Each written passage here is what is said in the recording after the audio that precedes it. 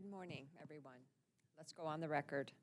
This is an evidentiary hearing before the Indiana Utility Regulatory Commission in a cause docketed before the Commission as cause number 46322, captioned as the verified joint petition of Northern Indiana Public Service Company, LLC, NIPSCO, and NIPSCO Generation, LLC, GenCo, for 1, approval of a special contract, data center customer number 1 special contract, pursuant to Indiana Code Sections 8-1-2-24 and 8-1-2-25. 2, approval of a power purchase agreement, PPA, between NIPSCO and GenCo. 3, approval of alternative regulatory plans pursuant to Indiana Code Sections 8-1-2.5-5 and 8-1-2.5-6 for both NIPSCO and GenCo. And 4, approval of depreciation accrual rates for generation and transmission assets to be constructed to fulfill the obligations in the data center customer number 1 special contract and PPA. Notice of the time and place of the hearing was given as provided by law by publication in Marion County in the Indianapolis Star on January 22, 2026, and in Lake County in the Post-Tribune on January 21, 2026, and the Northwest Indiana Times on January 22, 2026. These are newspapers of general circulation, and the publications were made at least 10 days prior to the date of evidentiary hearing. The proofs of publication of the notices have been received by the Commission and are now incorporated into the record of this cause by reference and placed in the official files of the Commission. Notice has also been given to the Indiana Office of Utility Consumer Counselor and other interested parties. May we have appearances, please? Good morning, Your Honor. On behalf of joint petitioners, Northern Indiana Public Service Company, LLC, and NIPSCO Generation, LLC, please accept the appearance of Brian Likens. Your Honor, also on behalf of the joint petitioners, please accept the appearance of Nicholas Kyle and Lauren Aguilar. Thank you, Your Honor. On behalf of Citizens Action Coalition of Indiana, please accept the appearance of Jennifer Washburn. Good morning, Your Honor. Appearing on behalf of Intervenor LaPorte County Board of Commissioners Shaw Friedman, and I would like to indicate for the record the presence of our Board of Commissioners President, Mr. Steve Hollifield, is with us today. Good morning, Your Honor. Appearing on behalf of the NIPSCO Industrial Group, Joseph Rampala of the law firm Lewis Kappas, 1 American Square, Suite 2500, Indianapolis, Indiana. Good morning, Your Honor. Appearing on behalf of the OUCC, Jason Haas, representing the public. Thank you. And it's my understanding that the parties have waived cross on all witnesses except for Mr. Parisi, and that they would like to offer all evidence that has been stipulated by agreement into the record before we proceed with the cross-examination of Mr. Parisi. That is my understanding as well, Your Honor. Great. Joint petitioners may proceed. Thank you, Your Honor. The joint petitioners would offer, and I'll go through this list slowly. Joint petitioners exhibit number 1, which is the public version of the verified direct testimony of Vincent A. Parisi sponsoring attachment 1A, highly confidential attachment 1B, highly confidential attachment 1C, highly confidential attachment 1D, attachments 1E and 1F. Yes. Let's go off the record for a moment. No, it is not. The testimony is sponsoring the attachments. I've got the highly confidential stuff is all part of Exhibit 1C. Okay, it is not all attached to one. Okay. I had the same confusion when I read the cheat sheet. It's it would be a problem. Okay, let's go back on the record. All right. I think I offered joint petitioner exhibit number 1. Joint petitioners also offer joint petitioners exhibit number 1C, which consists of the highly confidential pages in the verified direct testimony of Vincent A. Parisi and his attachments. It's highly confidential. I don't see any attachments that are anything. Yes, let's go off the record.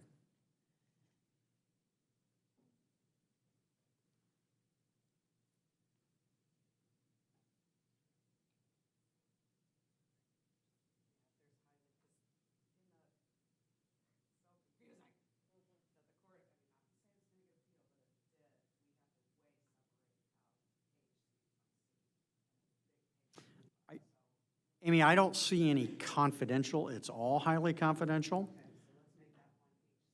Okay. Gotcha, gotcha, gotcha.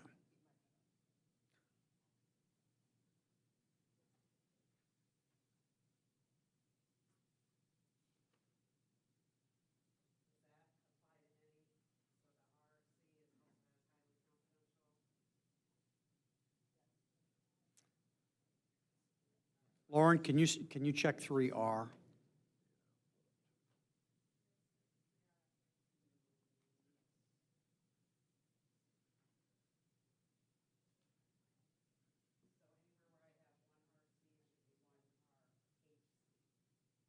Yes.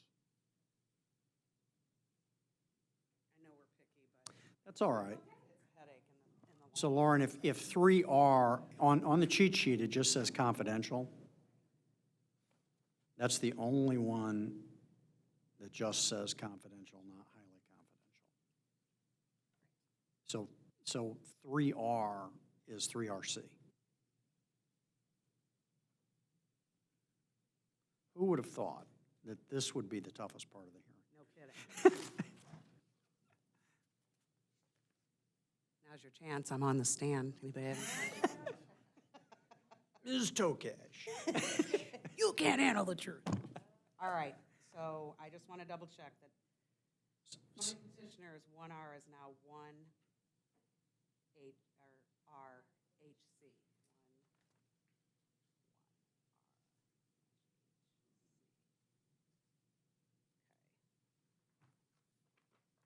And am I correct, Lauren, on 3R, that that is just confidential? Okay. And everything else is HC. Gotcha, gotcha, gotcha.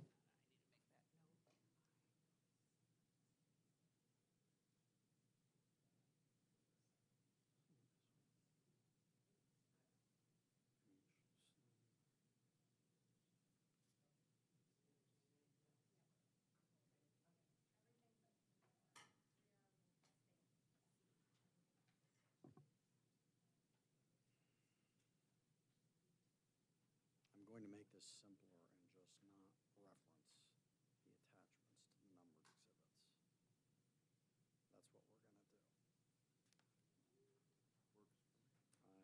That's what we're going to do. It is not necessary because it is all part of the numbered exhibit.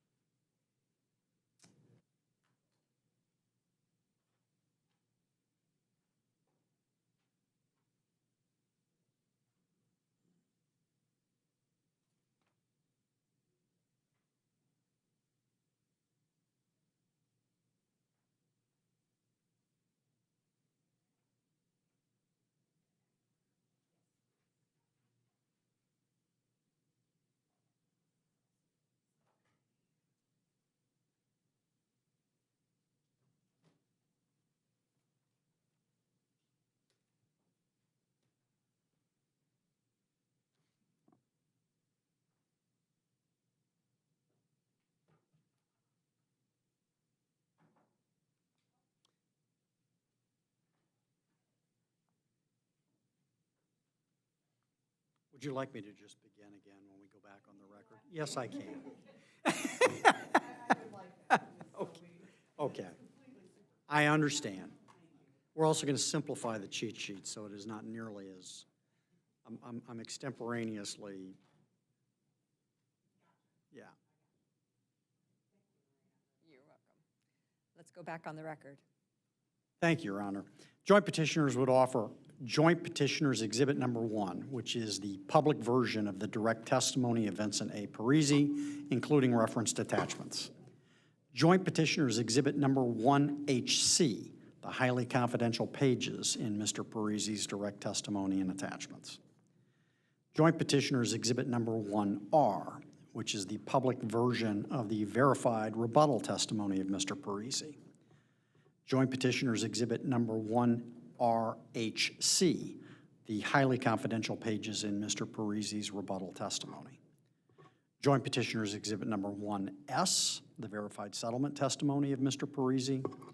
Joint Petitioners Exhibit Number 1SR, the verified settlement responsive testimony of Mr. Parisi. Joint Petitioners Exhibit Number 2, the verified public testimony of witness Gunnar Godey. Joint Petitioners Exhibit Number 2HC, the highly confidential pages in Mr. Godey's direct testimony. Joint Petitioners Exhibit Number 3, the public version of verified direct testimony of Carl E. Stanley. Joint Petitioners Exhibit Number 3RC, the confidential pages and attachments in Mr. Stanley's direct testimony. Joint Petitioners Exhibit Number 3R, the public verified rebuttal testimony of Mr. Stanley. Joint Petitioners Exhibit Number 3RC, the confidential pages in Mr. Stanley's rebuttal testimony. Joint Petitioners Exhibit Number 4, the public version of the direct testimony of John D. Taylor. Joint Petitioners Exhibit Number 4HC, the highly confidential pages in Mr. Taylor's direct testimony. Joint Petitioners Exhibit Number 4R, the verified rebuttal testimony of Mr. Taylor. Joint Petitioners Exhibit Number 4SR, the verified settlement responsive testimony of Mr. Taylor. Joint Exhibit 1, the stipulation and settlement agreement in this cause. And Joint Exhibit 2, the settling party's response to the Commission's March 31, 2026 docket entry question. Thank you.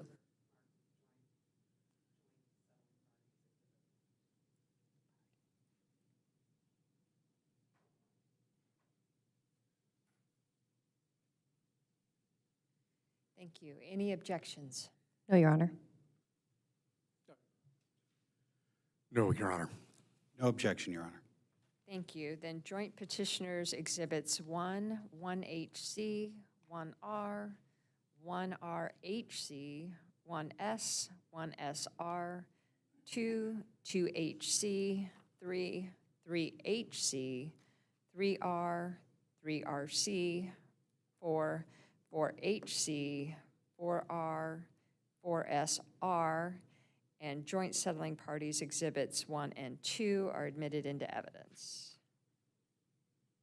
That is all the evidence that joint petitioners have, Your Honor. Thank you. Ms. Washburn.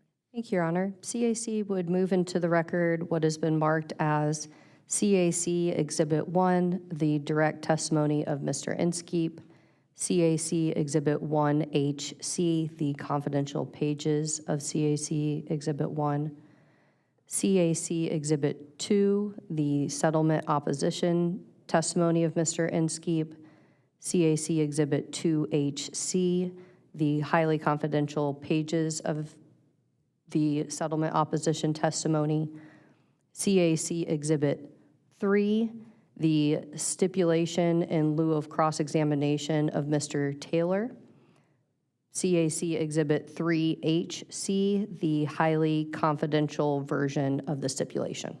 Thank you. Thank you. Any objections? No, Your Honor. No objection, Your Honor. No, Judge. No objection, Your Honor. Thank you. Then CAC Exhibits 1, 1HC, 2, 2HC, 3, and 3HC are admitted into evidence. Thank you, Your Honor. Your Honor, LaPorte County intervener would move into the record intervener 1, which is the rebuttal testimony of County Commission President Steve Hollifield at this time.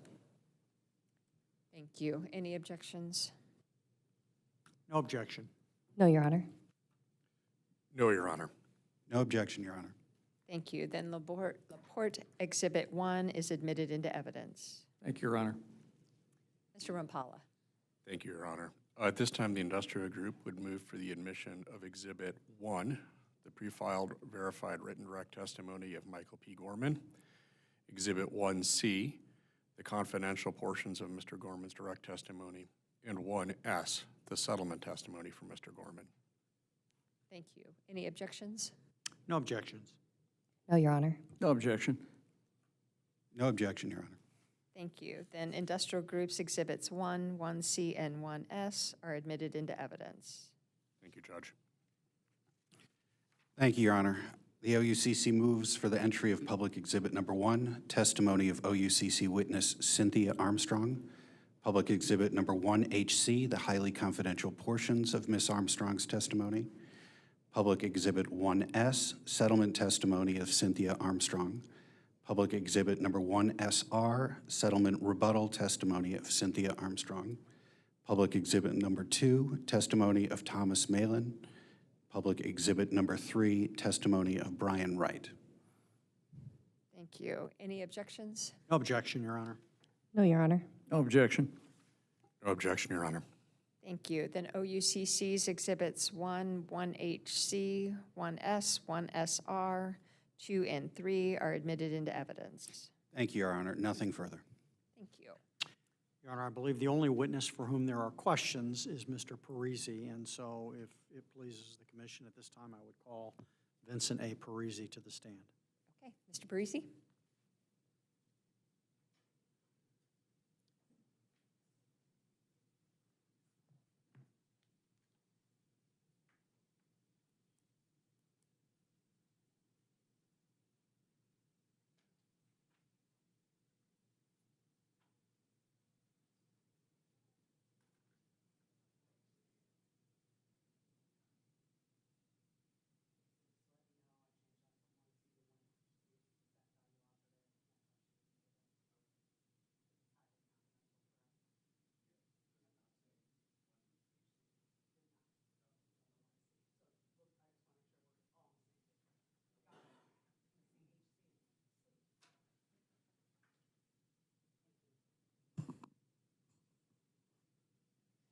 Will you please raise your right hand? Do you swear or affirm that the testimony you will provide in this cause will be the truth and nothing but the truth? Thank you. You may be seated. And you'll want to make sure that microphone is right in front of you. Thank you. Good morning, Mr. Parisi. Can you please state your name and spell it for the court reporter? Vincent Parisi, Vincent Parisi. The witness's testimony is already admitted into the record, and so at this time, he is available for cross-examination. Great. Thank you. Ms. Washburn. Thank you. Good morning, Mr. Parisi. Good morning. Thank you for being here. Appreciate it.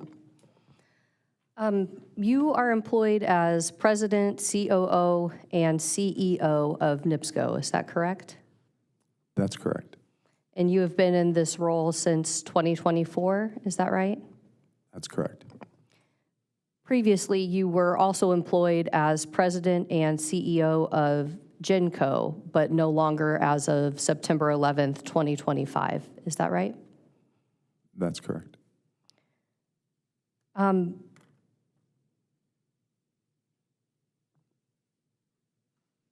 like to start with talking about some issues that we have been raising in testimony about affordability. Is it your understanding that there has been a $77 monthly increase between 2023 and 2025 for residential customers? Our rates have gone up between 2023 and 2025. We filed a rate case in 2024, and there was an increase. I can't speak to that specific number, but yes, our rates have gone up. Okay. Your Honor, may I go off the record, please? Yes, let's go off the record for a minute. And may I approach, please? Thanks.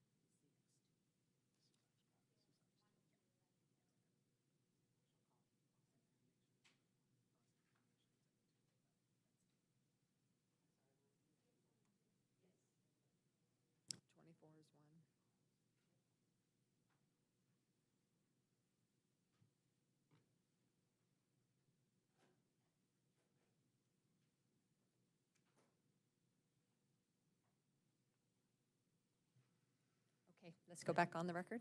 Thank you, Your Honor.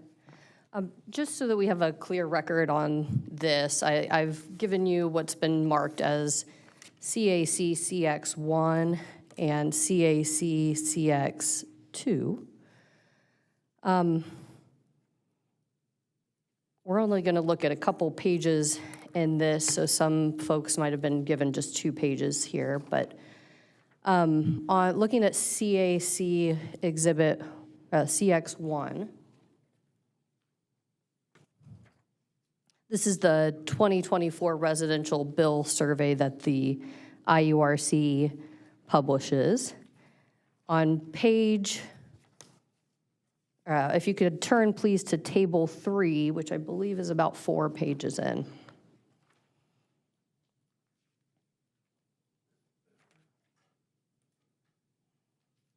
Are you there?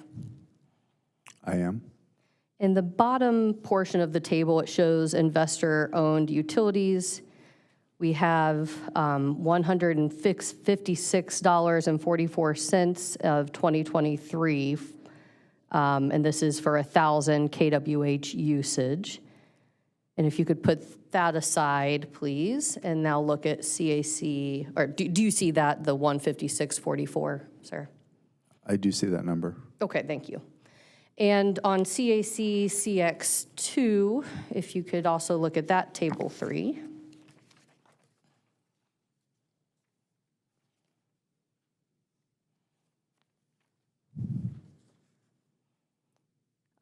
Do you see for 2025 for NIPSCO, similarly with 1,000 kWh usage, the electric residential customer bill of NIPSCO is $233.62. Do you see that? I do see that number. I will not make you do math on the stand unless you want to. But if you take $233.62 minus $156.44, subject to check, that is $77.18. Does that sound right to you? Yeah, not doing the math, taking those 2 numbers. Again, I did not prepare these documents, so I can't testify to the veracity of the information, but I can say yes, if you take 233.62 and subtract, I think you said 156.44? Yes. There will be a difference. Okay, thank you.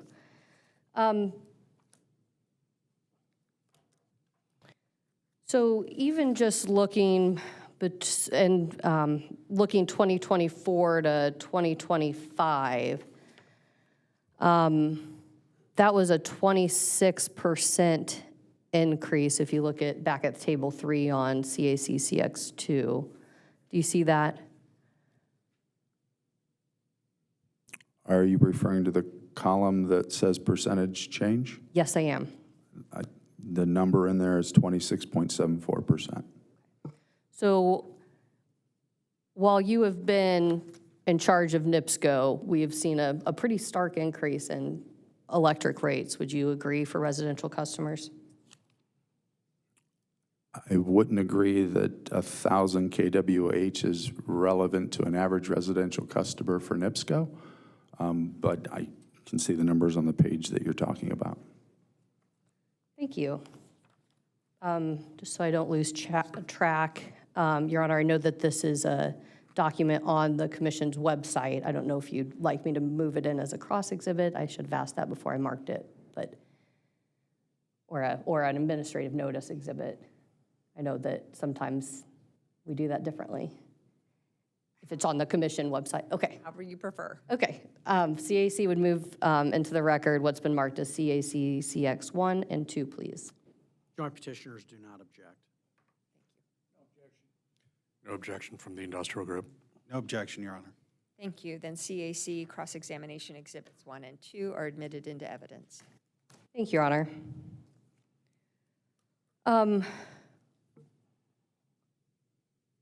Also, recently, we have seen some customer service issues arising with the provision of gas service with the docket 46329 being opened. Are you aware of that cause? That investigation that the commission opened into the meters of gas customers? I am aware of the investigation, yes. Okay. And with that, we have over 3,500 gas customers that have some issues that are being investigated there. Is that right? Your Honor, I would interpose two objections. Number one, I don't know what the gas utility relevance is to this special contract proceeding. Also, number two, can Ms. Washburn identify where in Mr. Parisi's testimony she is referencing, because I believe this is going to be outside the scope of his direct or rebuttal or settlement reply testimony. I can move on. I'm getting there, but I'm happy to move it along. That'd be great, thank you. Sure.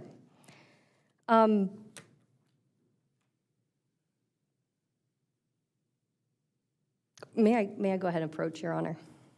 Let's go off the record for a moment. Thank you.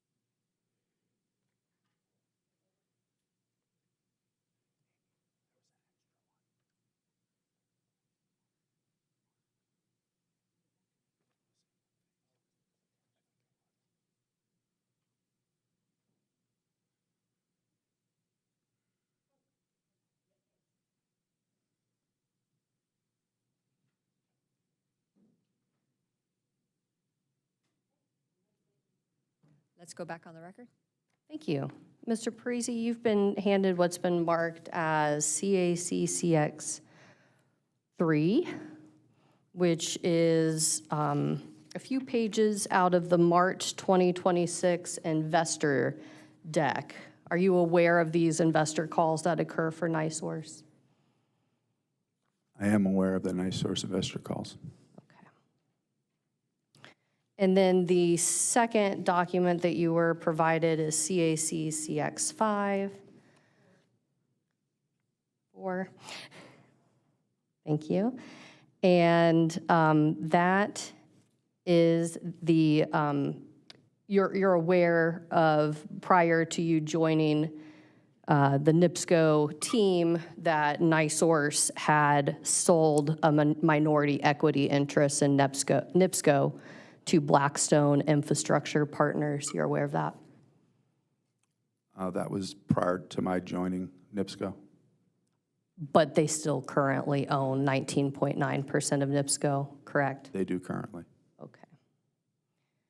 Turning to CACCX3, if I could have you look at the second page, which in the corner says slide 15. Do you see that? I do. And so NIPSCO, or Blackstone, not only owns 19.9% of NIPSCO, but also GenCo, is that right?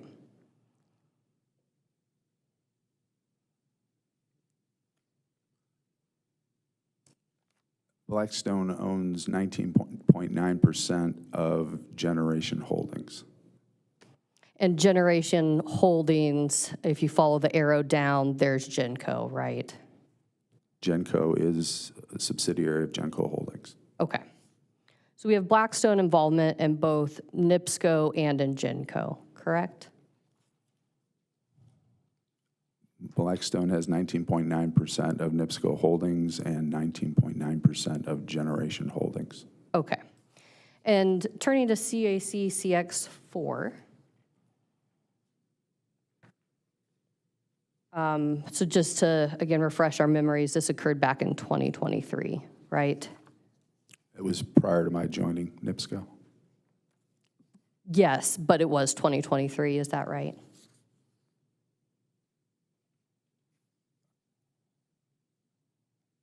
I believe that's correct. Okay, thank you. So since we've seen the $77 a month increase, Blackstone has been involved since June 2023, is that right? It was prior to my joining NIPSCO.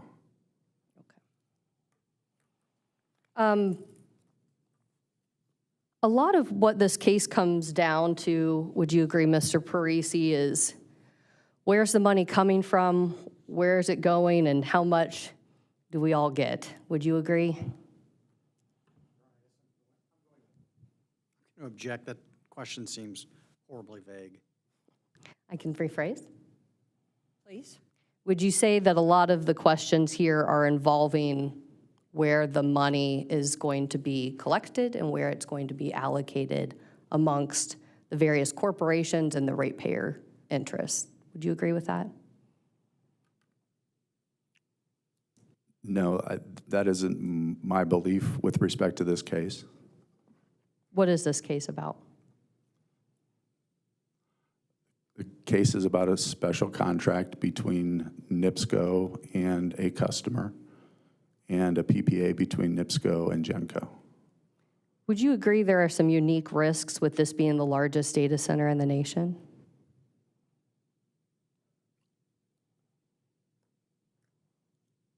I wouldn't agree that there are unique risks. There are risks in any special contract or any relationship. On page 11 of your direct testimony, if I could have you look at that, please.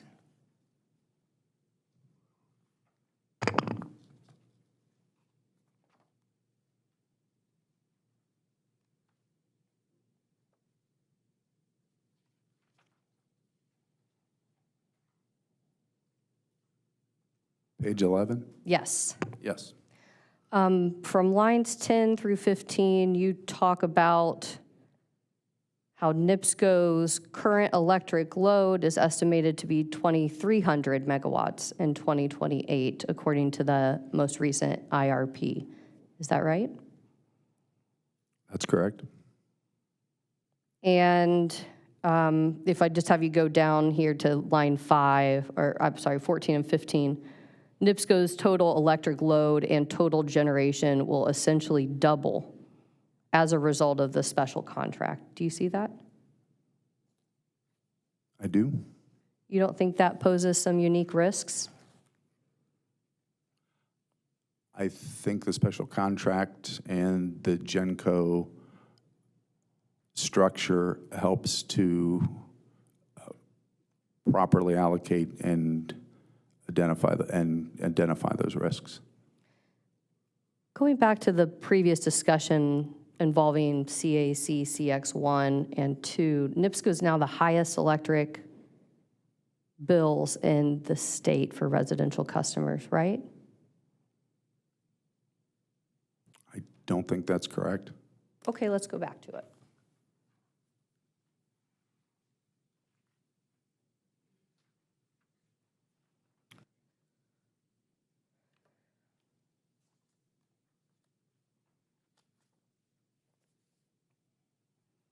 So on CAC CX2, do you see that document? I do. On Table 2. Do you see that? I do. I could have you look at where it says NIPSCO. It has a ranking of 8 of 8. Do you see that on the first column? I do. For 500 kWh, it has NIPSCO at $123.81, which is more than the other 7 listed there, correct? In the column of 500, Yes. yes, the 123.81 is that number.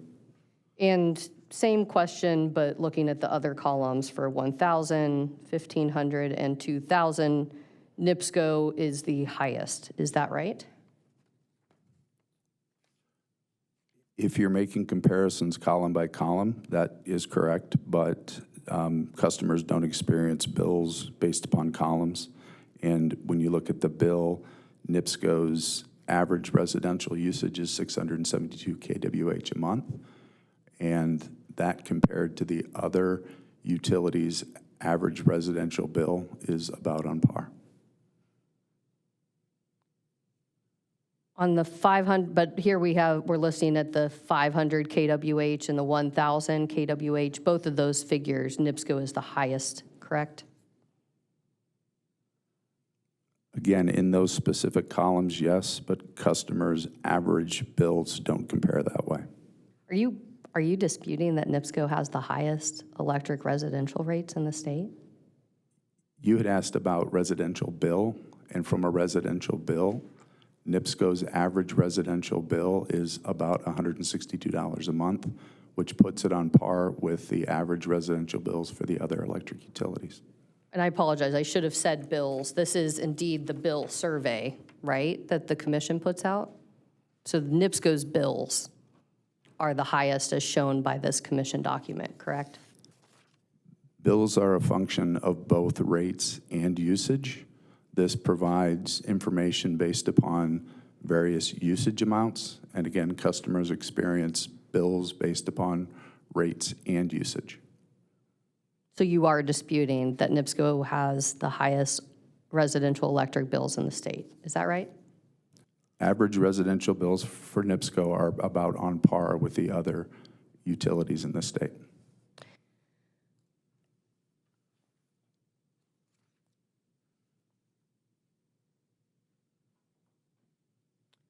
We talked a bit about, so we've talked about affordability. We've talked about briefly the customer service issues at issue in the pending investigation. Can you understand that ratepayers are concerned that the utility's focus is elsewhere, given the Blackstone involvement and the issues arising with the amount of revenue we're talking about here?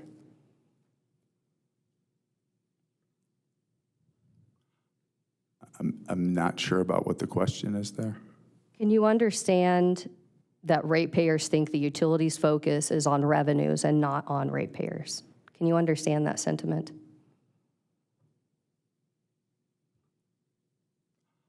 We have around 1.4 million customers, and I think our customers experience our service in a variety of ways.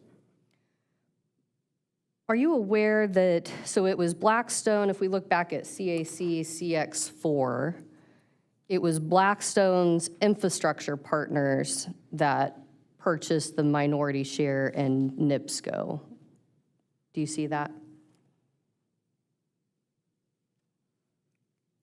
If you're referring to the first bullet on the first page, I do see that line. Okay. Are you aware that the Blackstone Infrastructure Partners is structured as an evergreen fund, meaning that investors can request redemptions of their shares in the fund? And earlier in March 2026, they had a record number of shares that were provided to investors? I'm not aware of Blackstone's financial structures.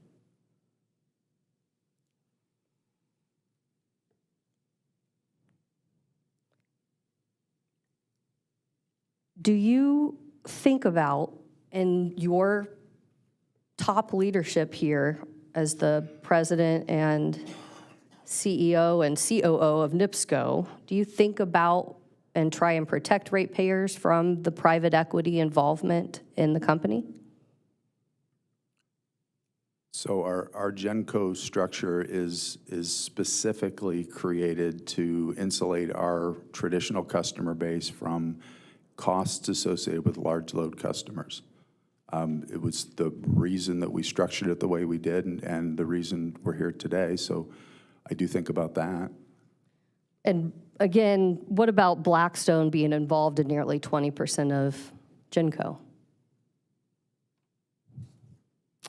Not sure what the question is there. Are you considering Blackstone involvement in NIPSCO and GenCo and the arrangements that you're putting forward before the commission? My focus as the president of NIPSCO is on NIPSCO customers, NIPSCO communities, NIPSCO growth, 5 pillars. Those are and my employees. Those are the things I focus on.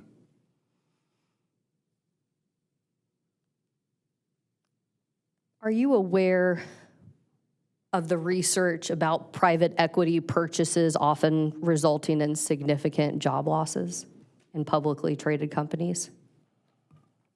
I'm not. So you don't look into that situation? I do not. You do have a locked out union situation right now, is that right? We do. And on page 18 of your settlement direct, you talk about local union involvement in that work and the work at issue here, is that right?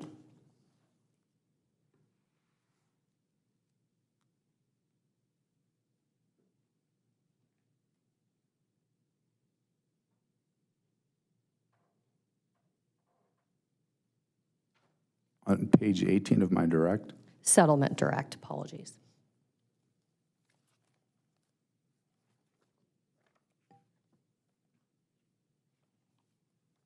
So I can read this. Line 3 of page 18 of your settlement testimony. Many of these jobs will be performed by Hoosier tradesmen and tradeswomen that are part of local unions. Do you see that? I do. And those are the same unions that are in a dispute with NIPSCO right now, is that right? They are not. They're different. That's correct.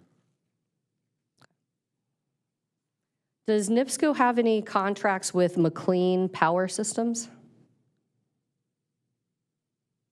Not familiar with that name. What about Power Grid Components? Again, not familiar with that name. Are you aware that both of those are Blackstone-backed companies? I'm not. Would you agree that the involvement of those companies would create some vertical integration concerns if NIPSCO did have contracts with Blackstone-backed companies?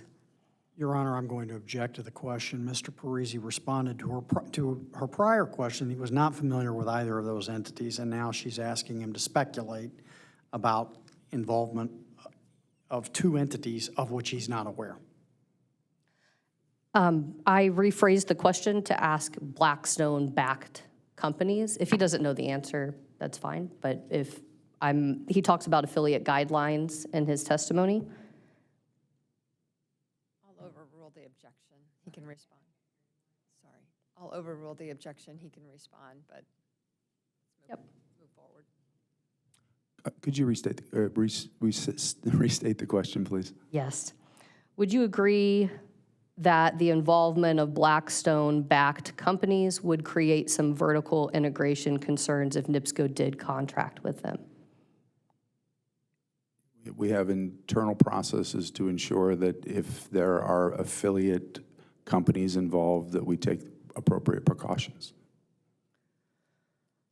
I'd like to pivot now to some of the environmental pillar. In your testimony and in the settling party's response to the docket entry question, the company addresses the environmental sustainability pillar. You're aware of that pillar? I am. One of the issues that the joint petitioners put forward as meeting, or one of the arguments that the joint petitioners put forward as meeting the environmental sustainability pillar is the battery energy storage system. Is that right? That's correct. But all the energy being generated would be from new fossil fuels, correct? The energy for any BESS system would come from MISO, so it could be any blend or any specific energy source. But the new combined cycle, the new gas, those are fossil fuels at issue here? There are natural gas CCGTs mentioned. Are you aware that the natural gas combined cycles would emit more than 7 million, or more than 4 times that of the coal units at Schaefer in terms of greenhouse gases? I'm aware that a combined cycle is a very efficient energy producing system. I'm not aware of the specific numbers. Have you looked at whether or not it emits more greenhouse gases than your coal units? Again, I'm not aware of the specific numbers. Okay, so you have not looked into it, correct? I have not.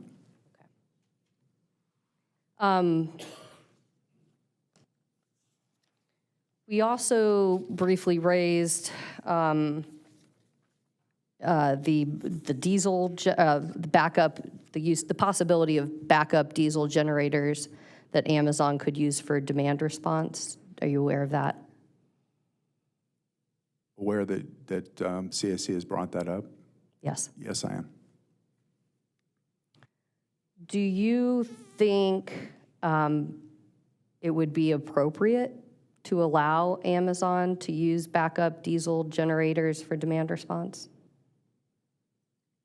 I think any backup generation ultimately that Amazon uses should be Amazon's decision, consistent with whatever the environmental requirements are for the area. In 2024, NIPSCO received a penalty for demand response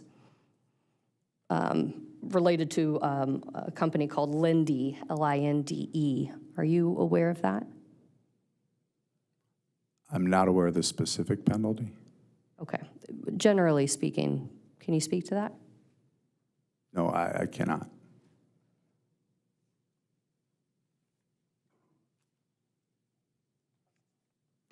May I approach, Your Honor? Let's go off the record for a moment.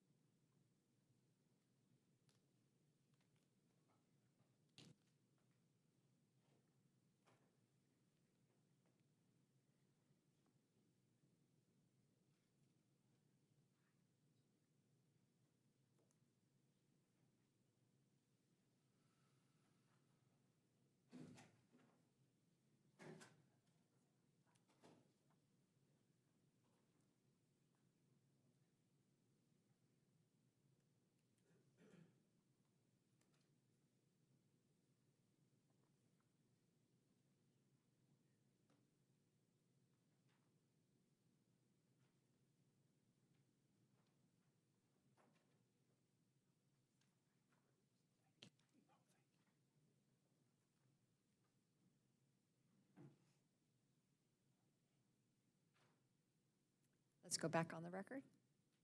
Thank you, Your Honor. I've handed what has been handed, you've been handed what has been marked as CAC CX5. This is an order from the Federal Energy Regulatory Commission. Do you see that? I see an order issued January 4, 2024 from the Federal Energy Regulatory Commission. Thank you.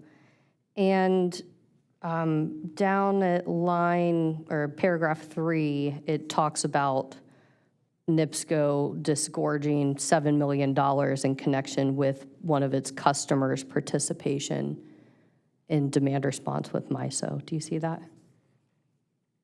I was not with NIPSCO in January of 2024, so I'm not familiar with this. I see the paragraph you're referring to.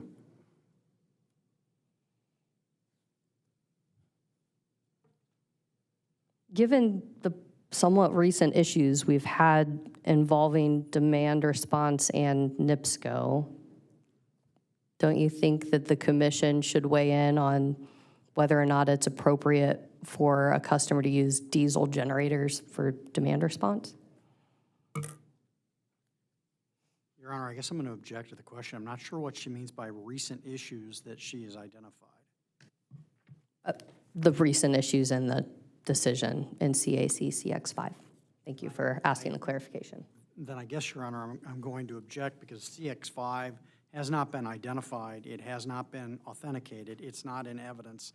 And this witness has already testified he has no knowledge of this document. May I speak, Your Honor?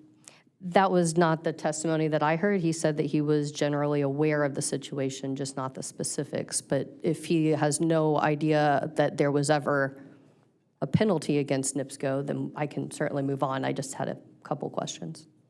Your Honor, I would also step in to object. Specifically, this is not a NIPSCO penalty. This was an action based on activities of Lindy, and the penalty is assessed to Lindy. It's very clear from paragraph 2 that's the case. While there is a disgorgement that is simply based on NIPSCO, the fact that this was through participation in NIPSCO's state tariff. So any implication that NIPSCO had any wrongdoing or this was based on NIPSCO's action is false. And if we were to read the order and those sorts of things, that would be clear, which I think is part of the problem and the reason for the objection here is the implication that's being made.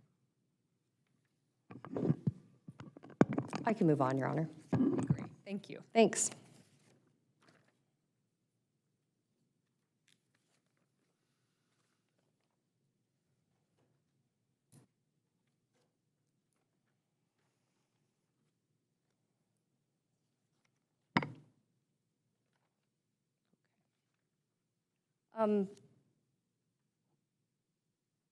May I go ahead and approach again? Thank you. Let's go off the record.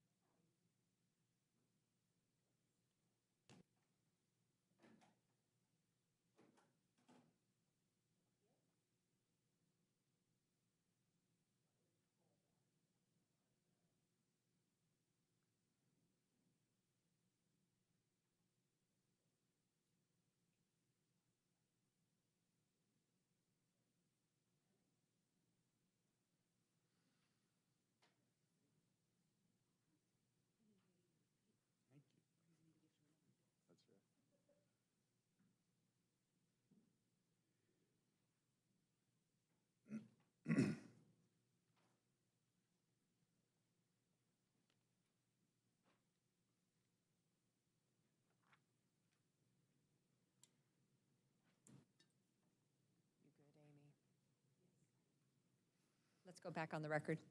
Thank you, Your Honor. Mr. Parisi, you've been handed what's been marked as CAC CX6, which are excerpts from NIPSCO's presentation from the affordability investigative inquiry. Do you see that?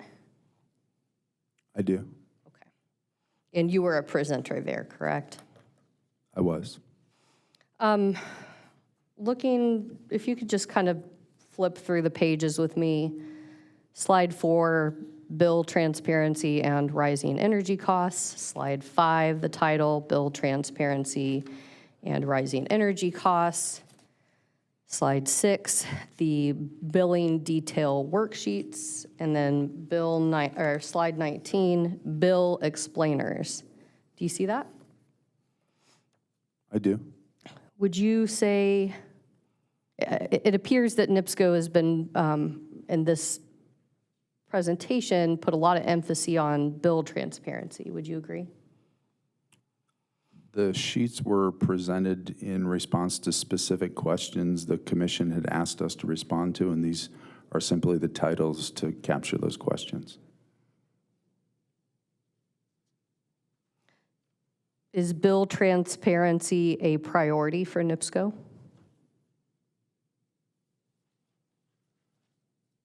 It is one of our focuses. But joint petitioner's proposal in this case is not to separate out the line items of the customer bills, but only show the shared system credit from Amazon. Is that right? In this case, we have specifically requested that we are able to show the $1 billion credit back to customers on the bill, yes. Would you understand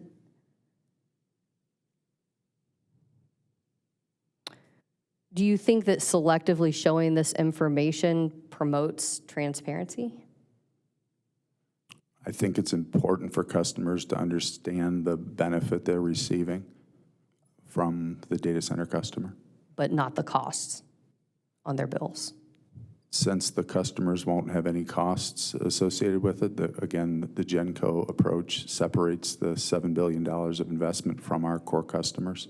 But that's one of the issues here, right? That there is just a dispute about the potential for significant costs that ratepayers would have to pay for this enormous special contract, right?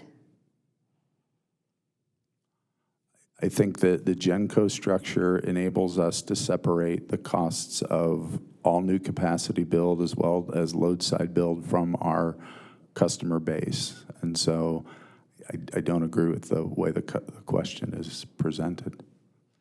I was just asking, do you agree that that's a dispute at issue between CAC and joint petitioners about whether or not there are costs not being accounted for in this proposal?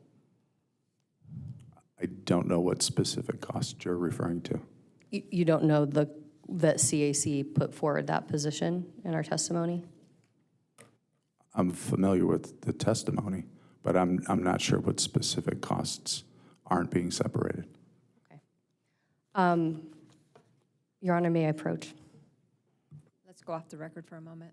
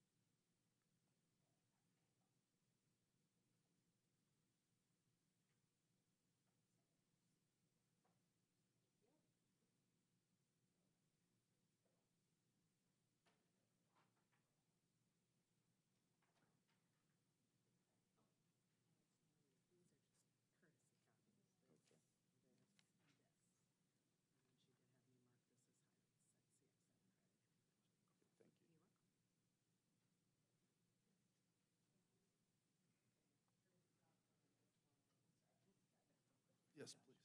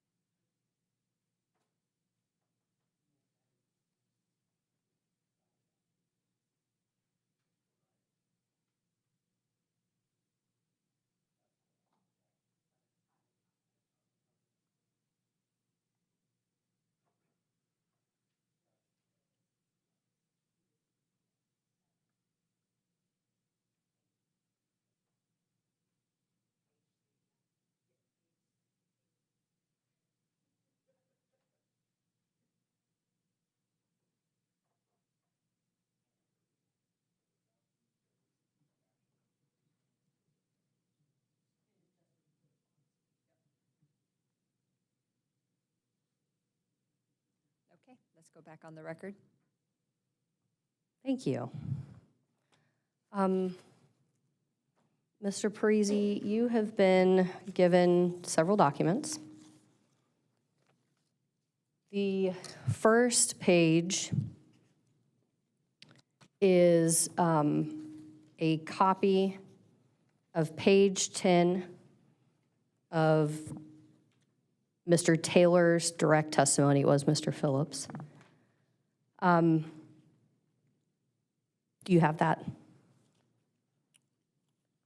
I have a page 10 from, it's not my testimony. I believe it could be from Mr. Taylor's.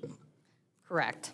And we're not getting into a lot of details here. I just want to go and look at this $7 a month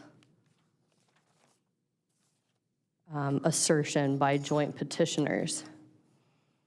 In Table 1, and I apologize, this is very small font, but in Table 1, line 3, we see rate 611, which is the residential class, correct?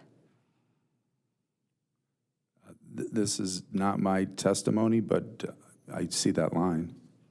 And this is what the company put forward to show the shared system credit calculation. Is that right? I can refer you to the docket entry where this is specifically referenced if you'd prefer.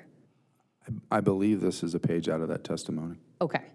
And so we have that. And then we also, if you look at the second page, we also have, I gave you just the redacted version of highly confidential attachment 4-C, which again was referenced in the docket entry response and is part of Mr. Taylor's attachments. Do you see that? Yeah, I do have a table that does look familiar from that perspective, that it was part of Mr. Taylor's testimony. Okay. If I could have you look at, in both of these documents, they're pretty much the same here. Column M, as in moon, do you see how that says $3.33 monthly customer charge to residential ratepayers for the shared system credit? I see that number, yes. Where in the record is there any evidence of the $7, or I've also seen $9 referenced, per month that ratepayers would get from the shared system credit? In my testimony, I talk about the estimate of approximately $1 billion, with respect to 15 years from this contract. Do you have an estimate of the shared system credit for the commission and others to see that would actually show something more than $3.33 per month? I think in the testimony, there's an example of the calculation and the way that it's calculated, and I believe in the contract that it appears there as well. And Mr. Subject to check, there were no work papers provided with the direct case in chief for joint petitioners. Do you know? I don't know the answer to that question. Okay. So all we have in the record are references to $7 a month and $9 a month. But in reality, in terms of what we have to understand that number, we only have $3.33. Is that your understanding? Your Honor, I'm going to object to the question. The witness has several times indicated she is asking him about an attachment and a table in Mr. Taylor's testimony. I do not know why the CAC chose to enter a stipulation in lieu of cross-examining Mr. Taylor about these matters, but the form of the question is inaccurate. This witness has not said that this is the source of the $7. I can point him to the docket entry response and his references to $7 throughout his testimony. I'm just trying to ask, where's that number coming from? We combed the record and we can't find it. And I think he responded, so I'm going to sustain the objection. Okay, thank you.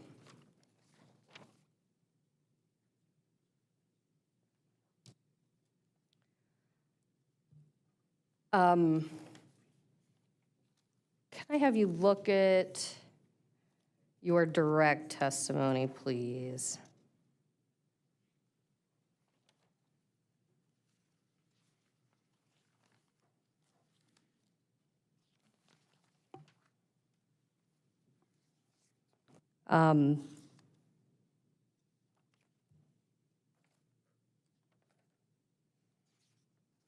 Well, that's okay. We'll put that aside. Let's go to the other documents, please.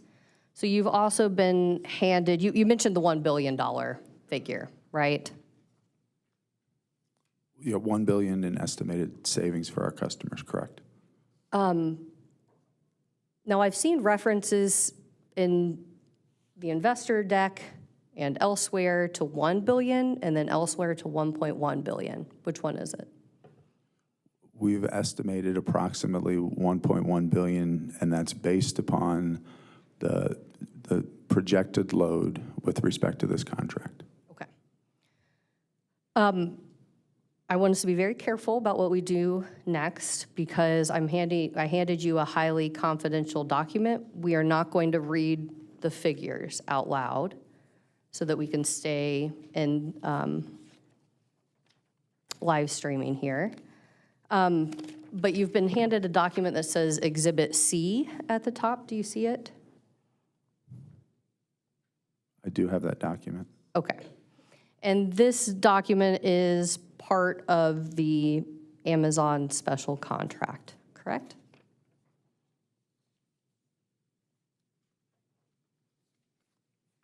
Yes. And you're aware that, if I could have you turn in a couple pages, please. So we're going to turn into, it says, yes. May we go off the record for just one moment, Your Honor? Let's go off the record for a moment. I understand the interest that all parties have, including the commission, in having the record be available to the public. But if it's going to be easier and help move things along, I'm happy to step outside so that you can just ask the questions you need to without having to be overly cautious. I appreciate it. I think I can navigate it, though. Thank you. Thank you, Mr. Impala. Appreciate it. Let's go back on the record. Thank you.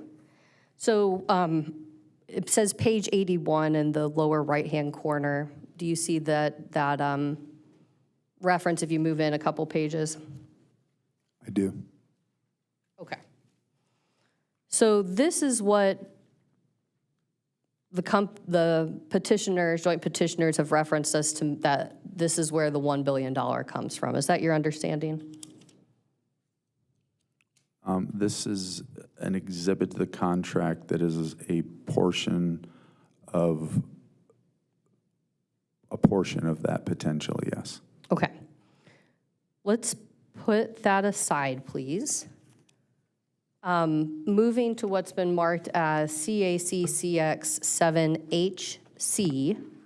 Again, we're still talking about highly confidential information, so please do not read anything.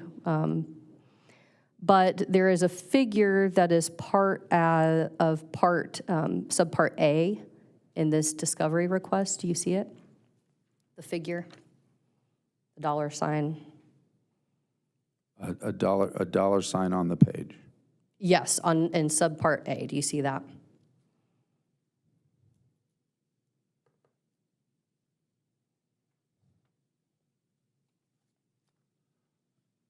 I'm just not seeing the subpart A. Apologies. And you're looking at the one-pager CAC-CX 7HC. I am. So if you look in the request, the very top box there, and under A, it says, please confirm that and then highly confidential. I do see Okay. the A, yes. Okay, so there's the figure, and you're welcome to sum it up, but it references back to this page 81 of Exhibit C3. That figure is different, correct? Different than the 1 And the 1 billion and 1.1 billion. Yes, this number is different. Okay. So then looking at the response to, so the very bottom box of CAC-CX 7HC, it's saying that even that number we were looking at that sums up Exhibit C3, that if Amazon were to reduce its capacity which is public, by up to 1,200 megawatts, which it is allowed to do in the special contract, then even that figure might not be met. Is that right? Is that your understanding? If Amazon reduces its load requirement, then we would reduce the investment in generation, and the number would be different. Okay. So the number that we were looking at in the top box, that is the minimum if they meet full load. If they meet the full 2,400 megawatts in the special contract. For this portion, correct. Okay. Thank you.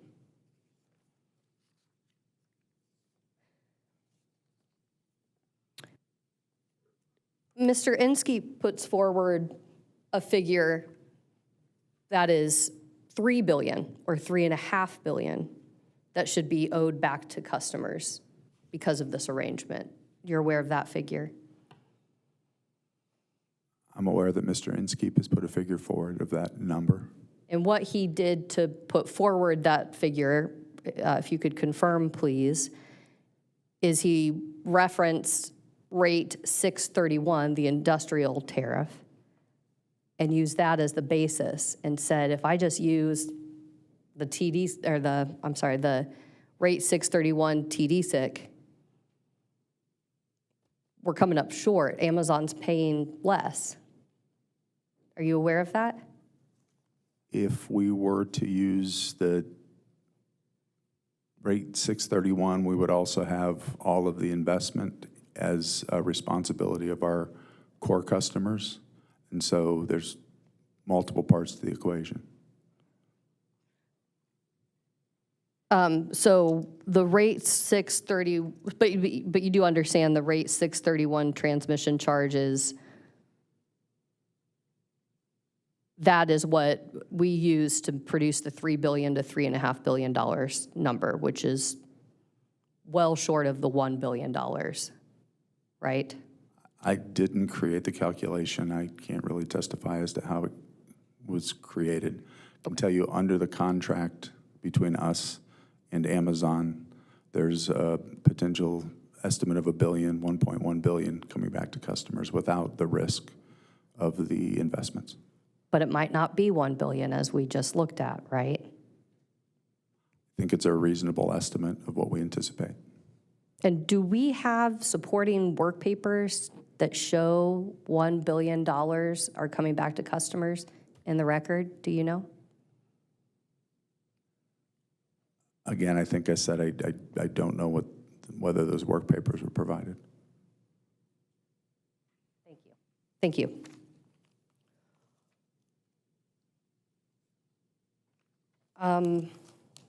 May I approach? Your Honor. Let's go off the record again. Thank you.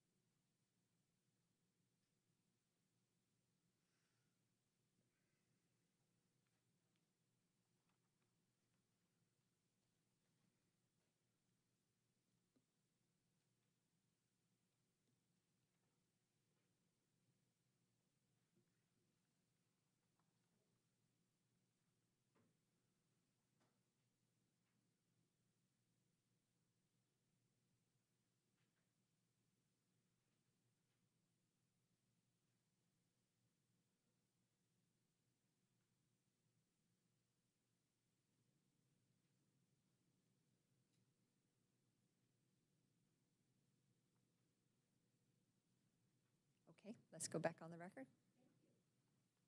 Thank you.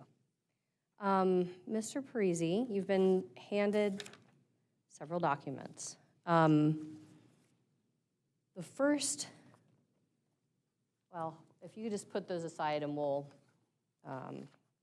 get to where we're going together.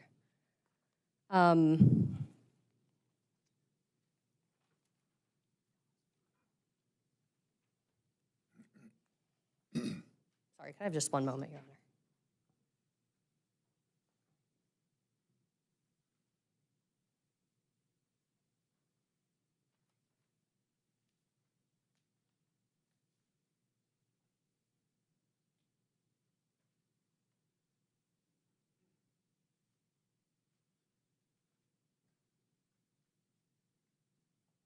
Okay, thank you.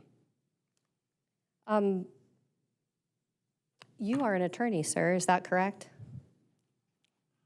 I do have my law license, yes.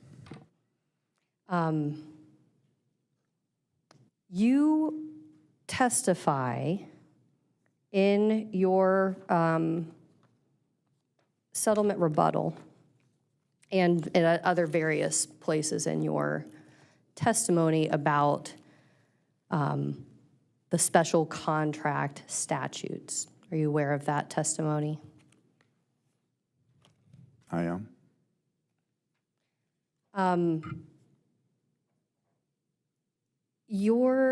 Can you tell me what your argument is here as it relates to section 24 and 25?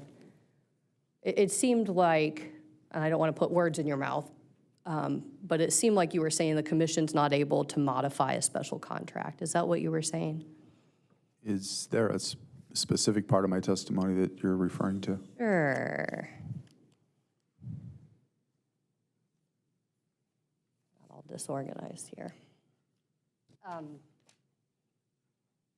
Page 6 of your settlement rebuttal, and then pages 8 through 12 of your rebuttal is where you have this discussion.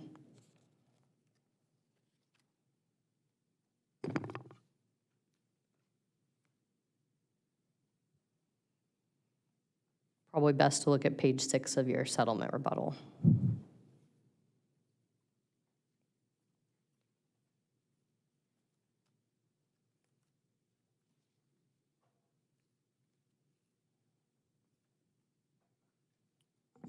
What was the specific question? This is where you are talking about sections 24 and 25 of the statutes. So if you look at lines 15, for example, and 16 of page 6 of your settlement rebuttal.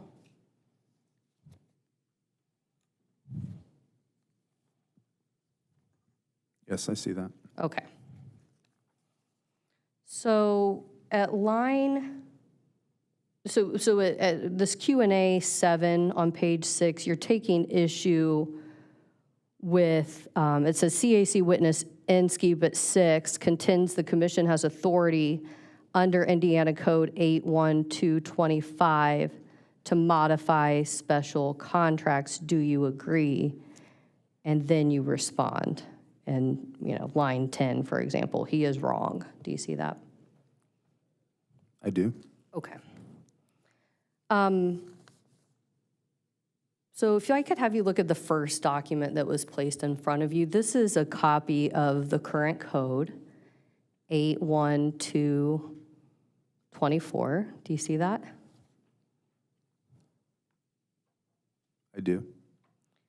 And it says, nothing in this chapter shall be taken to prohibit a public utility from entering into any reasonable arrangement with its customers or consumers, so on and so forth. You see that? The first line under 24A, yes. Yes. And then a little bit further down, 4 or 5 lines down, no such arrangement or device shall be lawful until it shall be found by the commission after investigation to be just and reasonable and not inconsistent with the purpose of this chapter. Such arrangement shall be under the supervision and regulation of the commission. Do you see that? Where it says to be reasonable and just and not inconsistent with the purpose of this chapter, yes, I see that. Okay, great. And then we have some more language in section B and C, and if you can flip over, we also have 8.1 to 25.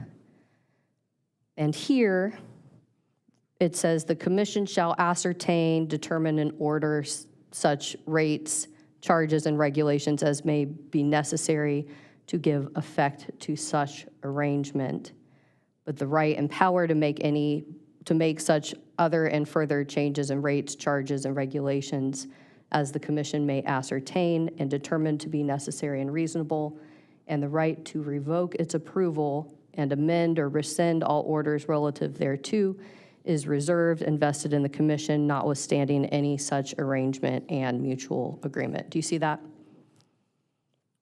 Where it starts with, but the right and power to make such other and further changes in rates, charges, and regulations as the commission may ascertain and determine to be necessary and reasonable. Yes, I do see that. Yes, yeah, so just cutting and pasting Indiana Code Section 8.1 to 25 there. So you see there's this reference to such arrangement on the second line there. Do you see that?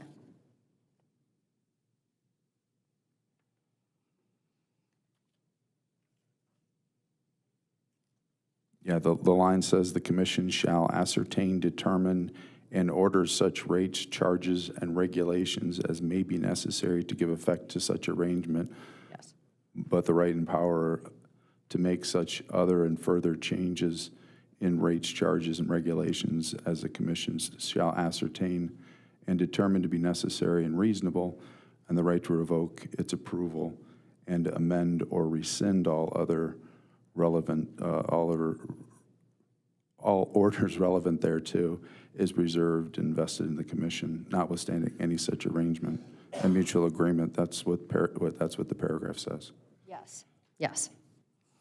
Okay, thank you. If you could put that document aside and now look at CAC CX 8. I'm going to have you tunnel back to law school here on looking at the session law disposition table. So this is a table that the state puts forward to show the disposition of each and every section, or it says at the top, indicates the disposition of every section of early law enacted by the Indiana General Assembly from 1952 through 2001. I provided your council a screenshot of the website where I pulled this off the Indiana General Assembly website. If I could have you turn to the second page, please. On the far right column, about middle of the page, do you see where it says 1913, and then it talks about chapter 76, section 27 and 28, and then it references back to 8.1 to 24 and 25. Do you see that? I'm not familiar with this document, so we can read numbers if you'd like, but I'm not familiar with the document.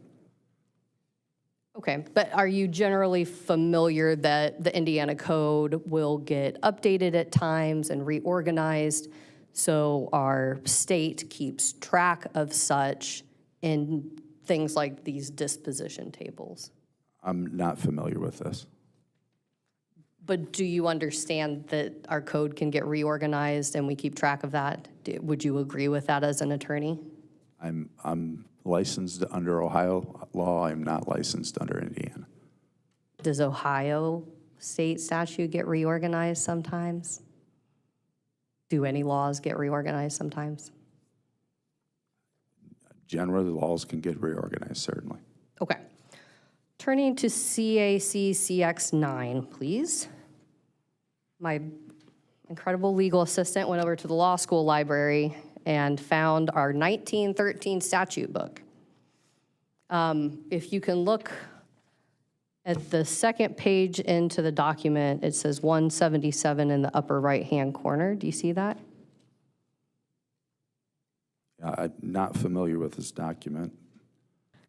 This is, and again, if you look at the first page, the laws of the state of Indiana passed at the 68th regular session of the General Assembly in 1913.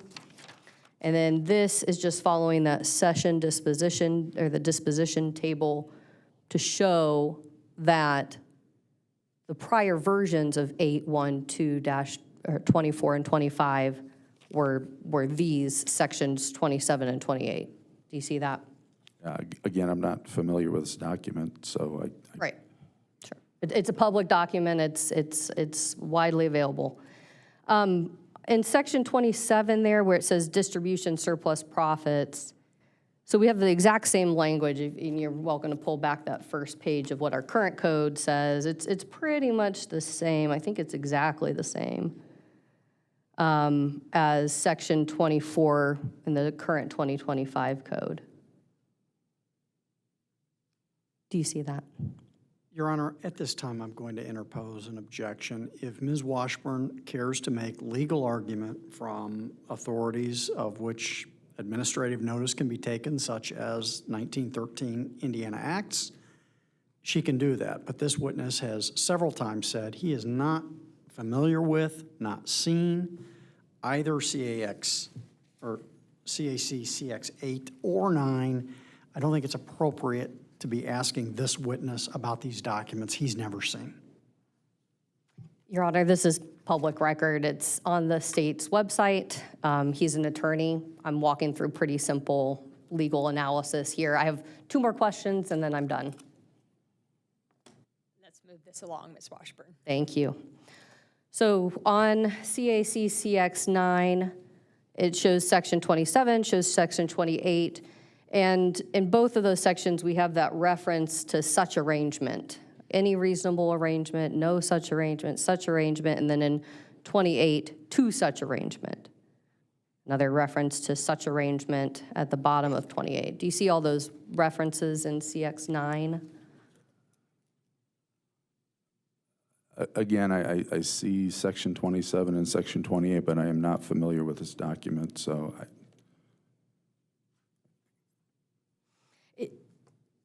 The purpose of showing this is just to show it's a bit more streamlined in the earlier versions, right?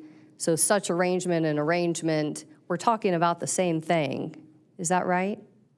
Again, I'm not familiar with this document. I have not done a comparison of this document to other documents or code sections, so I don't know the answer to that question. Your verified joint petition references both 812-24 and 812-25. In fact, it's in the caption of this cause. Are you aware of that? Yes, my testimony references those code sections, and believe it is in the caption of the cause. So would you agree with me that reading sections 24 and 25 together, the commission absolutely has the ability to modify a special arrangement, right? Special contract arrangement? I would not agree to that. I think the commission's precedent has been to either approve or not approve the contract as brought forward. But those are different things, what the commission has done in its recent past versus what it is able to do, especially in a special contract of this magnitude. Wouldn't you agree? I don't see anything in Code Section 24 or 25 that specifically authorizes the commission to make modifications to a special contract. Going back to the first page that I handed you, that's the 2025 current code. Turning to the back page, 81225, the very last sentence. Could you read it, please? You don't have to read it out loud, but it does say the very last couple lines. The commission has the right to revoke its approval and amend or rescind all orders relative thereto. And it says it may be necessary to make such other and further changes in rates, charges, and regulations, talking about the such arrangement. You don't think that's what that's talking about? it says that it has the right to revoke its approval. So I don't see that it says what you say it says. The very first line, the commission shall ascertain, determine, and order such rates, charges, and regulations as may be necessary to give effect to such arrangement. But the right and power to make such other and further changes in rates, charges, and regulations as the commission may ascertain and determine to be necessary and reasonable. We're talking about such arrangement. Can't the commission change it if they want to? No, I think the commission has the authority to approve or deny the special contract as it's presented. But we have no disagreement that such arrangement is a special contract, right? It doesn't say special contract there. Does it say special contract in section 24? What?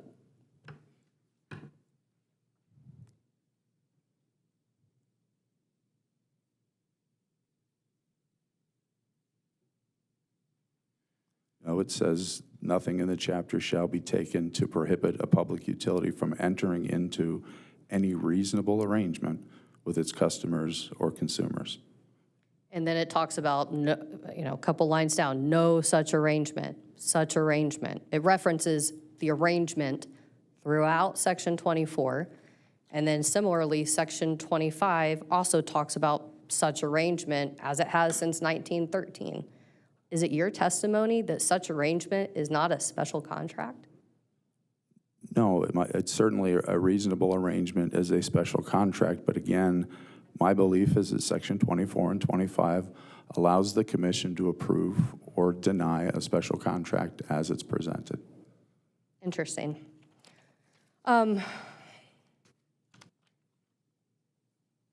Where in Indiana code does it say the commission does not have the authority to modify a special contract?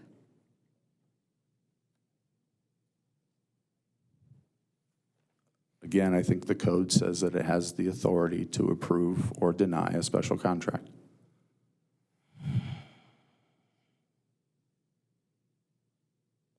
And again, you don't disagree. Well, I'll move on. Finally, I'd like you to look at the last page that I provided you, which is a copy of 8-1-2.5-7. Do you see that?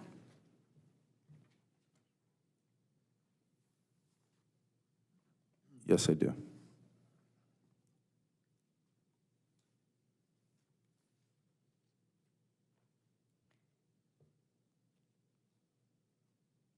This statute was what joint petitioners used for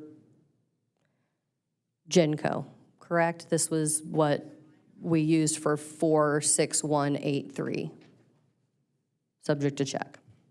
Is chapter 2.5 the alt-reg statute? Not this specific section, but 812-5, that chapter. I'd have to reconfirm, but I believe it was 2.5, correct? Okay. In 812. Let me ask first. In the GenCo case 46183, did the commission approve the alt-reg plan for a fixed term of years?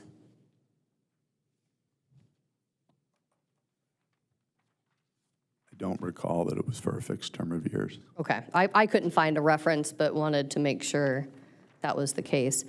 So looking back at this page that I provided you, 812.5-7, this is talking about how the commission, going down to that full paragraph, the commission can proceed to terminate an alt-reg plan and exercise jurisdiction over an energy utility to the extent the public interest requires. Do you see that? I do. So the commission, after reviewing the power purchase agreement and the special contract at issue in this case, could, if it so chooses, decide that GenCo is not the best path forward, or that certain details of the plan and arrangement need to be modified. Would you agree with that? I believe the commission retains jurisdiction over the GenCo and retains the authority to ultimately modify its order. And you are aware that our legislature put forward a prescribed process by which it offered a pathway for utilities to use to serve data centers, the expedited generation resource plan route. Are you aware of that? Can you be more specific? Are you aware, for example, with Indiana Michigan Power, they have a transparent tariff that all data centers and customers can see and understand? And they are using the expedited generation resource plan route rather than the combination of all these settlement documents involving GenCo to navigate how to serve a data center. I'm aware in the 2025 legislative session, the legislature passed what I think is now House Enroll Act 1007. It includes that as an option, but it is not mandated that that is the only way. It specifically says in the code that existing code sections continue to apply. Would you agree there are some pitfalls to GenCo in terms of not having a transparent tariff, in terms of not having the cost of service study, conversation with the public utility? Would you agree there are some pitfalls here? I think the GenCo approach provides an answer to how we ultimately can serve large load customers without subjecting our current customer base to the significant cost of new generation and new load side. So I think it's a new approach, but I think it's a good approach. And you're aware, though, that the Amazon shared system charges are fixed for the entire term of the contract and do not escalate, even for subsequent renewal terms. Are you aware of that? I'm aware of the contract and aware of the current terms and the renewal terms, yes. And with, for example, NIPSCO's largest industrial customers on rate 631, we can revisit the rates that they pay in a rate case, right? Certainly in a rate case, any of the rates, residential, commercial, small industrial, large industrial, are all part of the case. But not this special contract, not what Amazon will pay, right? None of the costs associated with the generation or the load side, because of the GenCo approach, will be part of our core customers' responsibility, and so none of those costs will go into a rate case, and neither would the special contract that's associated with the recovery of those costs. There were some terms in the settlement and some disputes about transmission. Are you aware of those disputes in the case between CAC and joint petitioners? I'm aware of Mr. Inskeep's testimony does contain some information with respect to transmission. And a lot of the discussion relates to Amazon paying for the direct cost for transmission versus indirect or network costs of transmission. Is that at a high level what you understand to be the dispute? Certainly, any of the direct costs associated with serving Amazon will be paid for by Amazon. So I'm aware of that, yes. But we don't know what the indirect network costs are yet, do we? I believe under the settlement agreement that any analysis that ultimately MISO does will be brought forward, and we'll look at that to see if there are additional costs associated with serving Amazon, and to the extent those are direct costs of serving the load, then Amazon will pay for those.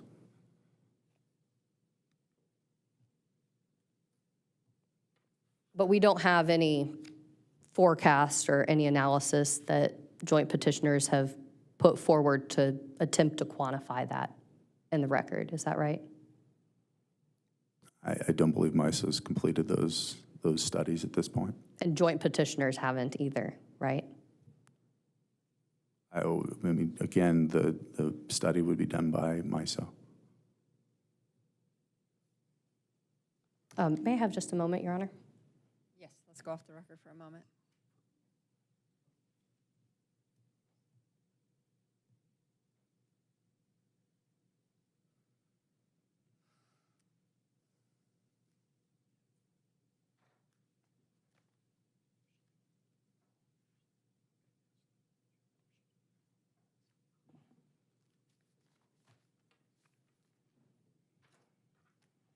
Let's go back on the record.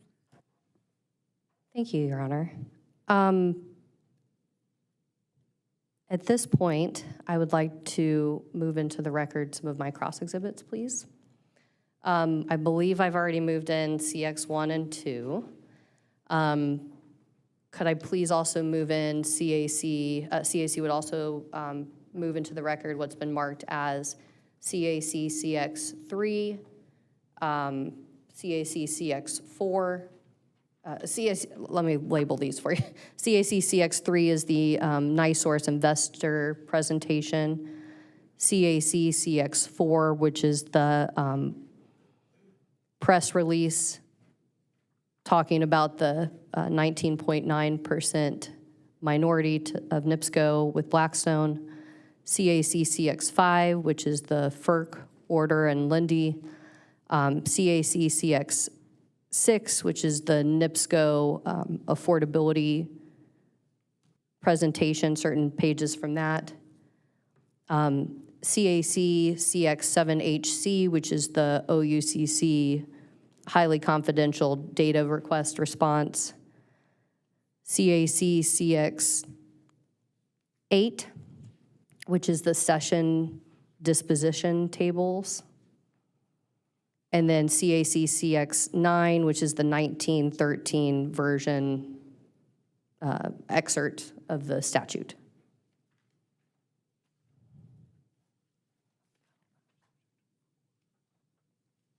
Please. Any objections?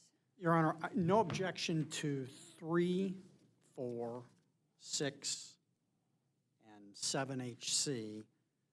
We would object to 5, 8, and 9 on the grounds that these all appear to be legal matters of which this witness could not identify the document. He had never seen them before, and that's not the proper way to get either a FERC order or statutes into the evidentiary record as factual matters. Your Honor, CAC CX 5, 8, and 9, these are all public documents. They're all government documents. These are, you know, he is an attorney as it relates to all 3 of these documents. Are you asking us to take administrative notice of I can do that instead if that would be preferable. any objections? I would not object to administrative notice, Your Honor. I would object to them being offered as exhibits. Sure. Your Honor, would you like me to rephrase all of that? That would be great. Sure. CAC would move into, may I go off the record and make sure I say the admin notice exhibits correctly, Your Honor? Okay, let's go off the Thank you. So it was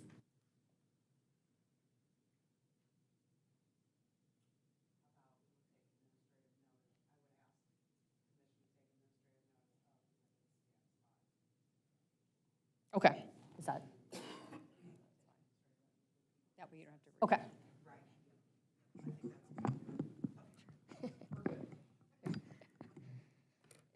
That's just for purposes of identifying them in the record, right?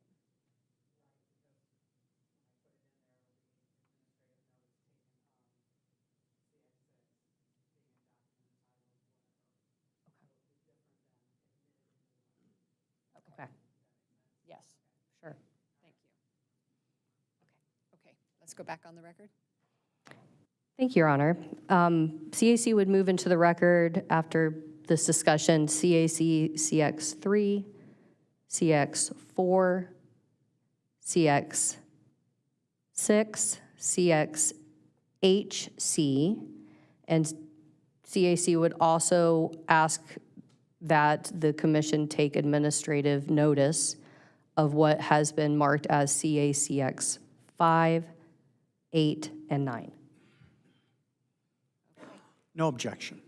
Thank you. With that, then CAC's cross-examination exhibits 3, 4, 6, 7, HC are admitted into the record, and administrative notice is taken of CAC's CX 5, 8, and 9.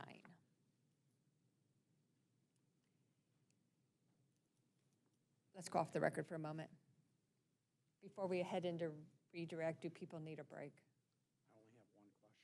Oh, okay, well. Can everybody handle that then? All right, let's go back. Must be really long. Lots of commas. Okay, let's go back on the record. Let's go back on the record. Mr. Kyle, redirect. Mr. Parisi, please look at CAC confidential, Exhibit 7HC. It's on green paper and should still be up there with you. And I don't want you to give any numbers or confidential information, but you were asked questions about subpart A of the question. And what I want to ask you is the $1.1 billion of savings that you have referenced in your testimony limited to the number that is described in subpart A of CAC Exhibit CX7HC? May I ask a clarifying question, Mr. Kyle? Or, Your Honor, may I ask Mr. Kyle a clarifying question? Yes. Did you mean, is this number limited or the $1.1 billion number Yes, limited? the $1.1 billion number that he has described several times in his testimony is limited to the number that is identified in subpart A of this question. It is not. It could be larger. The 1.1 billion could be more if ultimately the load utilized by Amazon is more.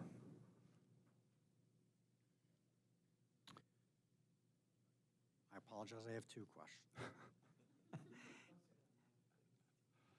Is the customer savings, the $1.1 billion of customer savings, limited to the charge that is being described in this exhibit?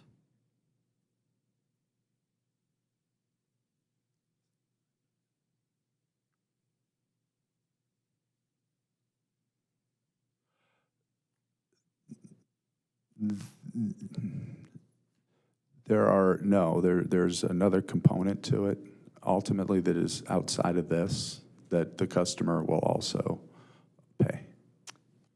Thank you. No further questions, Your Honor.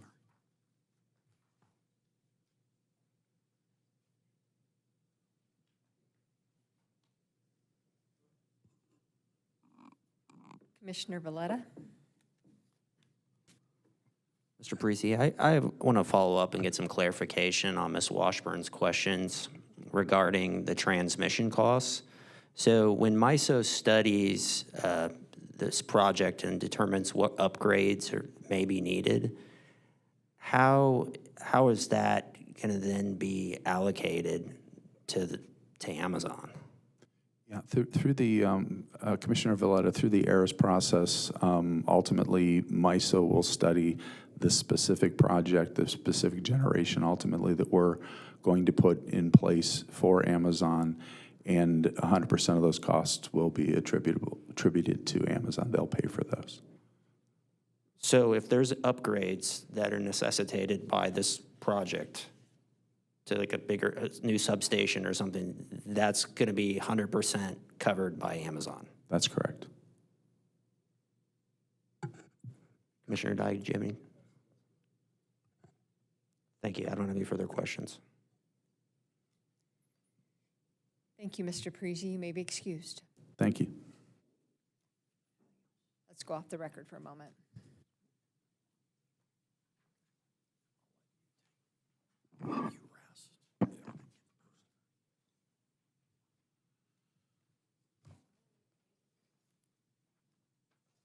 While we're off the record, have the parties talked about proposed order and schedule?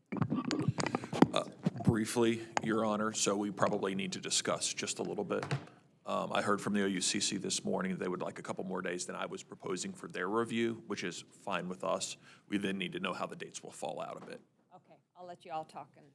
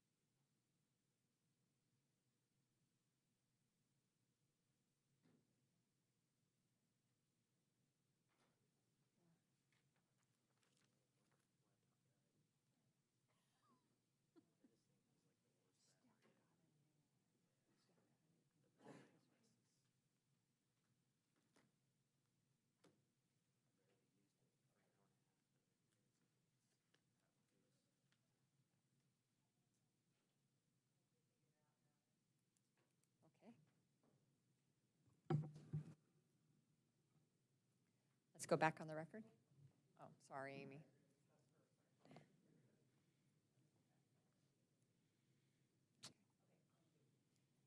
I assume there's nothing further from the joint petitioners then?